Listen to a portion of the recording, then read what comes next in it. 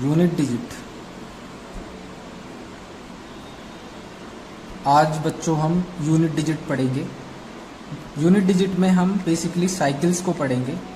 जैसे ज़ीरो है, ज़ीरो की पावर अगर हम 1 रखते हैं तो वो हमें ज़ीरो मिलेगी। 2 भी रखेंगे तो भी हमें ज़ीरो ही मिलेगा। 1 की पावर अगर हम 1 रखेंगे तो हमें 1 ही मिलेगी। अगर 1 की पावर हम 1000 रखते हैं तो भी हमें वो 1 ही मिलता है। वैसे ही 2 की पावर अगर हम 1 रखते हैं तो 2।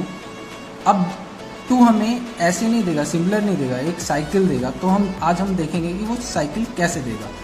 2 की पावर 1 हमें 2 देता है, 2 की पावर 2 हमें 4 देता है, 2 की पावर 3 हमें 8 देता है, 2 की पावर 4 हमें 16 देता है और 2 की पावर 5 हमें 32 देता है। अब आप देख रहे हो बच्चों यहाँ पे कि ये 2 बेस यूनिट है, यहाँ पे यूनिट डिजिट में 4 है, 8 है, 6।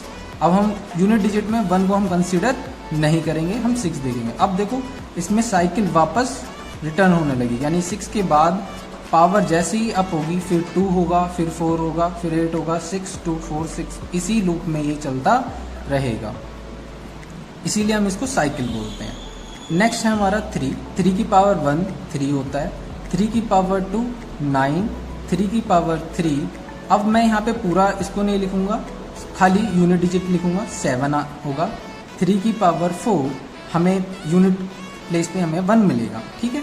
अब वैसे ही जैसे हम 3 की पावर 5 पर जाएंगे तो वापस हमें वही साइकिल फॉलो करने को मिलेगी जैसे हमें 2 में मिली थी। अब हम नेक्स्ट जैसे ही 4 यूनिट पे पहुंचेंगे, 4 डिजिट पे पहुंचेंगे तो 4 हमें ऐसी साइकिल नहीं देता है। तो देखेंगे वो कैसी साइकिल देता है। 4 की पावर 1 4 होता है, 4 की पावर 2 16 यानी कि 6, 4 की पावर 3 अगर हम करते हैं तो रिटर्न में फिर हमें 4 देगा यूनिट डिजिट पर। तो इट मीन्स 4 हमें क्या देता है, 4 की पावर अगर ऑड होगी तो वो हमें यूनिट डिजिट पर 4 देगा। 4 की पावर अगर इवन होगी तो वो बच्चों हमें 6 देगा। तो अगर आप 4 की कोई भी पावर हो, अगर वो ऑड हो, कितनी बड़ी से बड़ी पावर हो सकती है वो हमें 4 देगा। वो आगे हम क्वेश्चन करेंगे तो देखेंगे कि किस तरह से वो हमें डायरेक्ट हम 4 लिख सकते हैं और इवन हो हम तो डायरेक्ट कैसे 6 लिख सकते हैं। वैसे ही नेक्स्ट अगर हम 5 पे चलते हैं तो इसकी बेस यूनिट हम जब भी ये भी यूनिट डिजिट के क्वेश्चन करेंगे तो वो हमें 5 ही देगा। कैसे, 5 की पावर 1 1, 5 की पावर 2 25। देखिए अब यहाँ पे 5, ये भी यूनिट डिजिट 5 की पावर 3 125। तो यहाँ पे भी आपको देखो 125 में यूनिट डिजिट 5 ही आ रहा है। तो 5 हमें रिटर्न में 5 ही देता है। तो इसकी कोई भी पावर हो, जैसे 0 की पावर कोई भी हो, 1 की पावर कोई भी हो, सिमिलर 5 की पावर हम इस कैटेगरी में इसको रख सकते हैं कि 5 हमें रिटर्न में हमें 5 ही देगा। अब हम 6 डिजिट को देखते हैं तो 6 भी सिमिलर सेम है जैसे 5 है। 6 की पावर 1 6, 6 की पावर 2 36। तो देखो ये भी सेम, 6 की पावर 2 16। तो ये हमें सेम 6 यूनिट डिजिट पे दे रहा है। तो हम इसको सेम एज इट इज 0 1 5 6 की यूनिट डिजिट में रख सकते हैं। नेक्स्ट हमारी यूनिट डिजिट अब डिजिट आती है 7। अब जैसे ही हमें 7 होगा वो 2 3 और 7, जैसे 2 हमें साइकिल देता है, 3 साइकिल देता है, 7 भी हमें वैसे ही साइकिल देगा। तो 7 की पावर 1 7, 7 की पावर 2 बेस में इसके यूनिट डिजिट में 9 आएगा, 7 की पावर 3 में यूनिट डिजिट हमारा 3 आएगा, 7 की पावर 4 में हमारे को 1 आएगा। अब जैसे ही हम 7 की पावर 5 पर जाएंगे वापस हमें 7 से स्टार्ट होने लगेगा। अब नेक्स्ट डिजिट है हमारी 8, 8 की पावर 1 8, 8 की पावर 2 में डिजिट आएगी हमारा 4, 8 की पावर 3 में आएगी 2 और 8 की पावर में 4 में आएगा 6।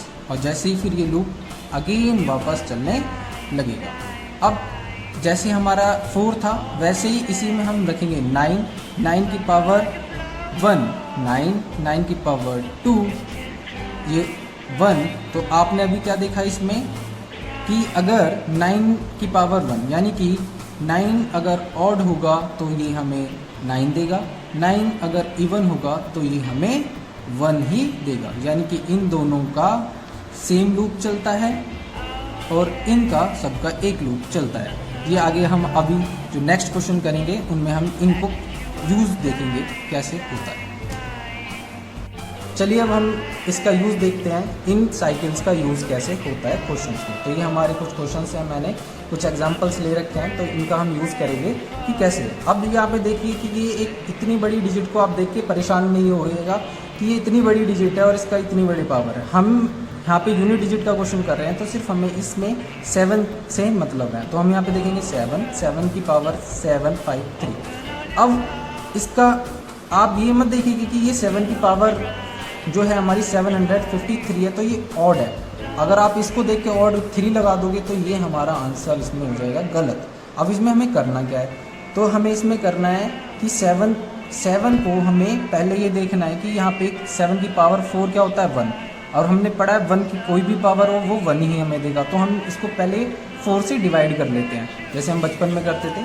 तो अगर हम इसको 4 से डिवाइड करेंगे तो देखो, अब इसको हम जैसे यहाँ पे 4 से डिवाइड करके देख लेते हैं। तो आपको समझाने के लिए मैं कर रहा हूँ, 4 1 जा 4, तो बचा 3 रिमाइंडर में, 4 8 जा यहाँ पे 32, 3 4 8 जा 32 रिमाइंडर में 1। तो हम यहाँ मल्टीप्लाई में 4 × 188 प्लस यहाँ पे 1 लिख सकते हैं। अब ये जो है इसके लिए मैं एक अलग नेक्स्ट वीडियो बना दूंगा। हमने ये बचपन में पढ़ा होता है कि m की पावर m × n क्या होता है, ये हमने पावर और इंडेसिस में, तो हम पावर एंड इंडेसिस में ये पढ़ेंगे कि m n प्लस a ये किस तरह से अलग अलग होते थे। ये हम इसके लिए मैं एक सर्टेन अलग वीडियो बना दूंगा जिसमें हम पावर और इंडेसिस की बात करेंगे। अगर आपको समझ नहीं आता है तो मेरे को कमेंट कीजिएगा कि पावर एंड इंडेसिस की भी आप सर एक अलग से वीडियो बनाएं। तो अब हमने यहाँ पे देखा कि 7 की पावर, अब यहाँ पे देखिए 7 की पावर क्या होती है 4 1 होती है। इसका यूज़ हम यहाँ पे कर लेंगे। 7 की पावर हम सिर्फ इसको देखेंगे, 7 की पावर 4 होते ही हो जाएगा 1। अब इसकी पावर 88 हो जाएगी 188 प्लस, अब यहाँ पे क्या होता है कि 7 की पावर 1 हो जाएगी। अब यहाँ पे 1 प्लस, अब 1 7 की पावर 1 मल्टीप्लाई में 7, तो हमारा आंसर हो गया 7 ना कि 3। ठीक है। अब नेक्स्ट देखिए 7, ये 13 है। 13 में जैसे मैंने अभी इसमें बताया हमें एक 3 से ही मतलब है 2003। अब इसको भी जैसे हमने 4 से किया था, 3 की पावर 4 भी 1 होती है, तो हम इसमें 4 से देखेंगे तो क्या होता है ये 4 × इसमें देखेंगे 500 2000 होता है प्लस 3। तो ये तो हमें पता ही है। अभी जैसे हमने यहाँ पे देखा कि ये पूरा 1 हो जाएगा और 3 की पावर 3 क्या होता है बच्चों 7, तो यहाँ हमारा आंसर हो गया 7। ठीक है। अभी हमने यहाँ पे देखा कि 1 की पावर कुछ भी हो 1 ही आएगा। तो अब यहाँ पे देखिए 221, तो यहाँ पे 1 आया। अब यूनिट डिजिट में 1 है तो इसकी पावर कुछ भी हो यहाँ पे 1 ही आएगा। अब आप यहाँ पे देखिए नेक्स्ट क्वेश्चन हमारा 4 इस पूरी डिजिट से हमें कोई मतलब नहीं है, यहाँ पे 4 है और इसमें यहाँ पे देखिए ये हमें ऑड बता रहा है। अब मैंने आपको बताया था अगर ऑड है तो वो 4 देगा, तो यहाँ हमारा डायरेक्ट आंसर 4 हो गया। देखो अब कितना इजी होता जा रहा है। 5 हमें हमेशा 5 ही देगा 5, और 1 तो हमें हमेशा 1 ही देता है, और 4 5 होता है 20, यानी कि बेस जो हमारी यूनिट डिजिट होगी 0 हो गई। इसका मतलब बच्चों कि ये 1 सेकंड में आप क्वेश्चन देखते के साथ कर सकते हैं। ये आपके HW में कुछ क्वेश्चन मैंने लिखे हुए हैं, एक क्वेश्चन आप 5th करना, एक 6th करना, और अगर ना आए तो मुझे कमेंट करना।